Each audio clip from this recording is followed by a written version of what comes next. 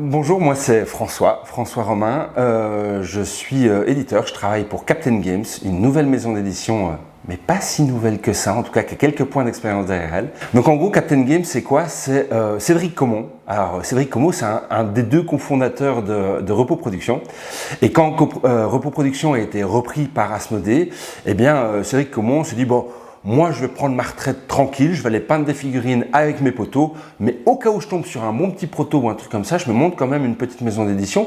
Mais mon objectif, c'est de peindre des figurines tranquille à mon aise. Donc sa retraite aura duré 2 semaines, et au bout de 2 semaines, eh bien, il est parti dans ce projet d'éditer de nouveau des jeux. J'exagère sur le 2 semaines, mais c'est un peu ça l'idée. Et puis voilà. Et puis comme c'est un homme qui a 10 000 projets, parce qu'il fait ça et puis il fait plein d'autres choses, au bout d'un moment, il a constaté qu'il fallait qu'on soit plusieurs pour y arriver. Et comme moi, j'étais dispo sur le marché de l'emploi à ce moment-là, il m'a proposé de le rejoindre. Sachant qu'on est amis, c'était une très très belle proposition. Et donc moi, j'ai travaillé quelques années chez Asmodée en Belgique, quelques temps aussi chez Repos Production, et je suis l'auteur de So Clover. C'est absolument génial parce que la ligne éditoriale de Captain Games, c'est qu'il n'y en a pas, c'est les jeux qui nous plaisent. Donc un peu dans la même philosophie qu'un Repos Production, on va faire des party games, mais on va aussi tout à fait pouvoir faire des jeux plus complexes. Je prendrai l'exemple de Seven Wonders ou de Ghost Stories qui ont été faits chez Repos Production. Il n'y a jamais rien qui a été limitant au niveau de la maison d'édition. Là, Cédric, ça reste la même âme, et donc c'est le même principe, on fait les jeux qui nous plaisent, en sachant qu'au début ce sont des party games, mais il y aura à mon avis pas que ça, parce qu'on reste des joueurs quand même, l'air de rien. On a 13 mots qui arrivent. 13 mots, c'est ce jeu, c'est un party game qui a été créé par monsieur Romain Lousser. Romain Lousser, c'est un auteur de jeux français qui vit en Belgique.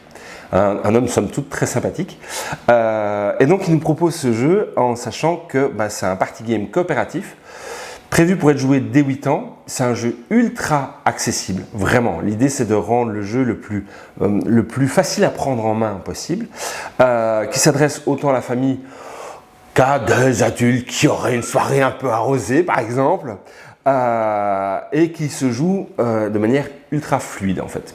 Nous allons avoir un joueur qui va être désigné comme étant le capitaine. Le capitaine va recevoir ce fabuleux pion qui va désigner donc le personnage du capitaine. Et le capitaine, au premier tour, va devoir lire le mot central ainsi que tous les mots qui sont autour du plateau de jeu. On le fait juste une fois, c'est pour éviter que les gens qui ont des problèmes de compréhension à la lecture ne fassent pas de confusion entre un mot et un autre. Une fois que ça c'est fait, le capitaine va prendre sa petite roue ici et il va sélectionner le mot qui se trouve autour du plateau de jeu qui a le lien le plus fort avec le mot central. Donc par exemple ici avec machine, moi en tant que capitaine, je pourrais me dire tronçonneuse c'est une machine, je pourrais me dire muscle, quand on travaille à la salle ou quoi que ce soit, c'est aussi une machine en quelque sorte, locomotive aussi. Et moi je vais indiquer ma réponse ici, avec la petite flèche. Les autres joueurs vont essayer de trouver la réponse que moi j'ai donnée. Pas oublier que c'est un jeu coopératif, donc les autres vont essayer de se mettre dans ma tête, parce que le capitaine a toujours raison, quoi qu'il arrive, c'est normal, c'est le capitaine. Donc eux vont se dire, ouais, François c'est un gars, il va pas à la salle de sport, donc il n'aura pas mes muscles, tu vois, mais par contre il aime bien travailler dans son jardin, bon, on brode, hein, on va pas dire, on n'est pas obligé de coller la vérité, et donc il aura choisi tronçonneuse. Et donc eux vont aussi indiquer sur leur roue leur choix. Une fois qu'on a fait ça, le capitaine révèle le choix qu'il avait fait, donc je vais mettre ce que normalement j'aurais dû mettre, voilà le 9, donc ici j'ai indiqué le 9, moi je mets tronçonneuse parce que c'est une machine et puis j'aime bien travailler dans mon jardin. Et les autres révèlent également le roux. Tous ceux qui ont répondu comme moi font gagner une étoile à l'équipe, c'est-à-dire que l'étoile qu'on a mis sur le 0 en début de partie, on la fait avancer sur le 1. Et donc ça c'est tous les autres joueurs, ils prennent chacun une étoile, et moi s'il y a au moins un joueur qui a trouvé la même réponse que moi, eh bien je gagne une étoile, pas plus, pas moins, une étoile. Et puis ensuite, je vais donner mon pion de capitaine à mon voisin de gauche, je vais prendre le mot que j'ai sélectionné qui était tronçonneuse, je vais le retourner. La formule consacrée, c'est la tronçonneuse se transforme en montgolfière. Et on ne remet pas de carte ici. Et donc on va continuer à jouer comme ça, et plus on va avancer, moins il y aura de mots. Et donc on se dit, ouais, mais plus c'est difficile. Oui et non. En fait, moins on a de choix, donc plus c'est facile de trouver la bonne réponse, mais moins on a de choix, donc plus c'est facile de trouver des choses qui se coordonnent correctement.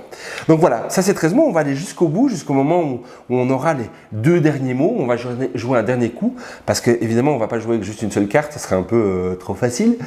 Et puis une fois qu'on a joué ça, qu'on a joué toutes les cartes, on va mettre toutes nos roues au milieu, et puis regarder combien on a d'étoiles, on va totaliser les étoiles de tous les joueurs. Voilà, hop, on va dire qu'on est ici. Et imaginons qu'on était à 4 joueurs, on a réussi à obtenir un score de 30. On prend le pion premier joueur et devant vos yeux ébahis, hop, on était 4 joueurs, on a fait 30 points, c'est-à-dire qu'on a dépassé la victoire, on a dépassé le statut excellent, on a dépassé le statut ninja, mais on n'a pas encore atteint le statut télépathe. Et au niveau des mots, on a plein de mots, il y a 224 cartes, donc ça fait 448 mots vu que c'est recto verso. Comme vous avez pu le constater, ce sont des mots qui sont tous on ne peut plus politiquement correct. C'est pour ça qu'on peut jouer avec des enfants, des 8 ans, avec les grands-parents, etc., sans aucun souci.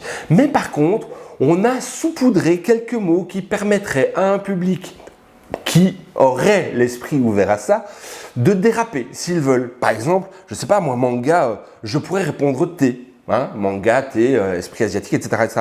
Mais par contre, d'autres personnes, avec manga, associeraient peut-être tentacule. Mais ça, c'est libre à chacun. Tu vois, c'est indépendant. Les gens font ce qu'ils veulent. Et il y a juste une chose, c'est que par rapport au matériel que vous voyez là, c'est encore un prototype. C'est-à-dire que les cartes, par exemple, ne seront pas de cette couleur-là. Il y a certains mots qui auront été changés, ce genre de choses. Et la boîte, il n'y aura pas ce macaron jaune dessus et ce genre de truc. Donc dites-vous bien que c'est pas ça que vous aurez dans la boîte. Vous aurez quelque chose, évidemment, de plus qualitatif. Donc ça, oui, c'est un party game coopératif qui se joue en 15 minutes, plus ou moins, de 2 à 8 joueurs. C'est important aussi de le préciser. Et au niveau de nos prochains projets, on a aussi notre prochain jeu, le jeu numéro 2, si tout va bien. C'est un jeu où Cédric et moi sommes les auteurs, en même temps d'être éditeurs. Ça va faire plein de casquettes à porter. Ça va être compliqué. Qui va être un party game un peu plus cérébral, on va dire, mais on ne peut pas encore trop en parler. Par contre, on a d'autres choses qui sont aussi en projet, qui sont entre autres avec Romain, parce qu'il avait quelques beaux sujets dans sa besace. Oui, donc on a pour l'instant, on a 3 jeux qui sont devant nous après celui-ci.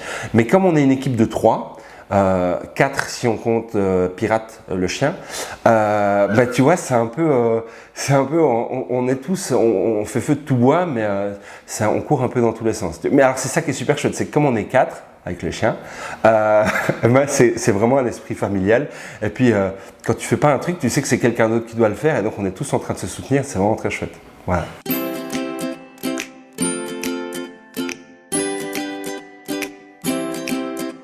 Cédric, quand il a choisi le nom, il a regardé ce qui était disponible sur le net et il voulait absolument mettre un point games à la fin de l'URL. Et il a vu Captain et ça marchait, c'était libre, donc il a pris captain.games. Et puis il aimait bien la philosophie du bateau, ça permet de porter un chapeau. Et l'air de rien, quand on va en festival ou quoi que ce soit, le chapeau, on l'apprécie, même s'il fait chaud dessous.